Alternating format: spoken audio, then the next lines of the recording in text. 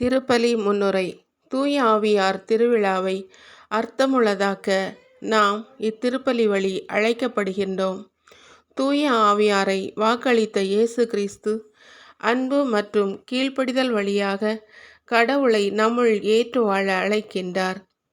தூய ஆவியானவர் நம்மை ஆதரிப்பவராகவும் கற்றுத்தருபவராகவும் வழிகாட்டுபவராகவும் நம்முள் செயல்பட்டு கடவுளின் உடனிருப்பையும் அதனால் பெறும் அமைதியான வாழ்வையும் தருகின்றார்.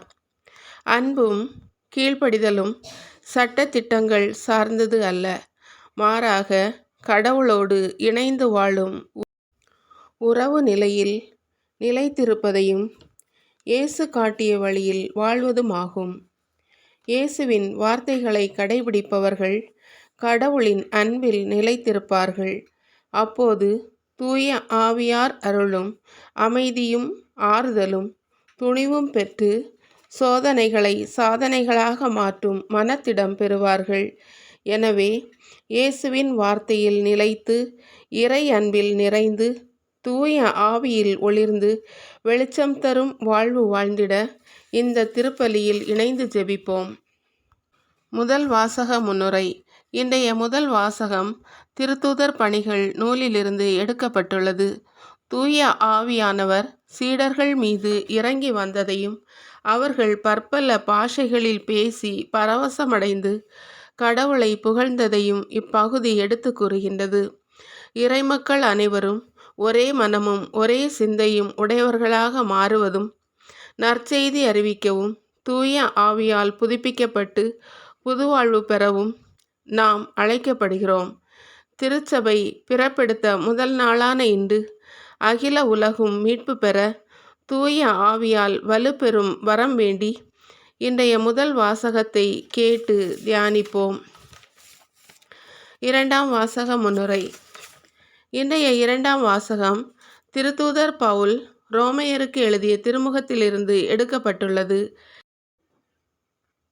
இறை நம்பிக்கையில் நிலைத்திருப்பவர்களுக்குள் எழும் போராட்டமான மனநிலையை இப்பகுதி எடுத்து கூறுகிறது. தூய ஆவியார் கடவுளை நோக்கி நம்மை நடத்தினாலும் உடலின் நாட்டங்கள் உலகின் பாவச்சேற்றுக்கு இழுப்பதாய் உள்ளது.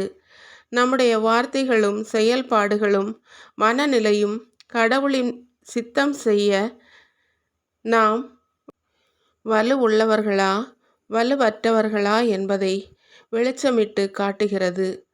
தூய ஆவியின் துணை கொண்டு இயேசுவின் வழி நடந்து கடவுளின் பிள்ளைகளாக வாழும் வரம் வேண்டி இன்றைய இரண்டாம் வாசகத்தை கேட்டு தியானிப்போம். திருப்பலி மன்றாட்டுக்கள். முதல் மன்றாட்டு. ஆறுதலின் தெய்வமே எம் அன்பு இறைவா, அருள் பணிக்கென்று தம்மை அர்ப்பணித்து வாழும் அனைவரும் அவர்கள் பணியின் போது ஏற்படும் துன்பங்கள் துயரங்கள் தனிமை போன்றவற்றில் அருள் தெய்வமாக அருகிலிருந்து ஆறுதலையும் தேறுதலையும் தரும் துணையாளர் தூய ஆவியின் வரங்களாலும் கொடைகளாலும் நிறைத்து காத்திட வேண்டுமென்று இறைவா உம்மை மன்றாடுகிறோம். இரண்டாவது மன்றாட்டு. தூய ஆவியாரை துணையாளராக தந்த எம் அன்பு இறைவா, நாட்டை ஆளும் தலைவர்கள் நாட்டு மக்கள் அமைதியுடனும் அன்புடனும் வாழும் வகையில் ஆட்சி அமைத்திடவும் நல்லவற்றை மக்களோடு பகிர்ந்திடவும் நீதியோடும் நேர்மையோடும் மக்களை வழிநடத்திடவும் தேவையான ஆற்றலை தர வேண்டுமென்று இறைவா உம்மை மன்றாடுகிறோம். மூன்றாவது மன்றாட்டு.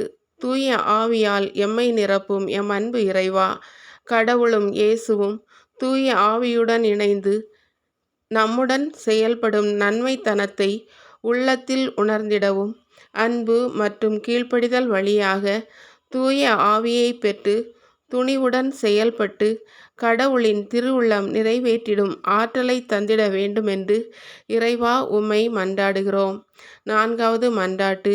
தூய ஆவியின் இயல்பை பெற்று வாழ எம்மை அழைத்த எம் அன்பு இறைவா, உலக ஆசைகள் ஆடம்பரங்கள் உடலை தூய்மை இழக்கச் செய்யும் போதை கலாச்சாரம் விபச்சாரம் போன்ற பலவித பாவ தீமைகளை அறவே களைந்து உடலாலும் உள்ளத்தாலும் கரைபடாத தூய வாழ்வு வாழ்ந்திட வரம் தர வேண்டுமென்று இறைவா உம்மை மன்றாடுகிறோம். 5வது மன்றாட்டு.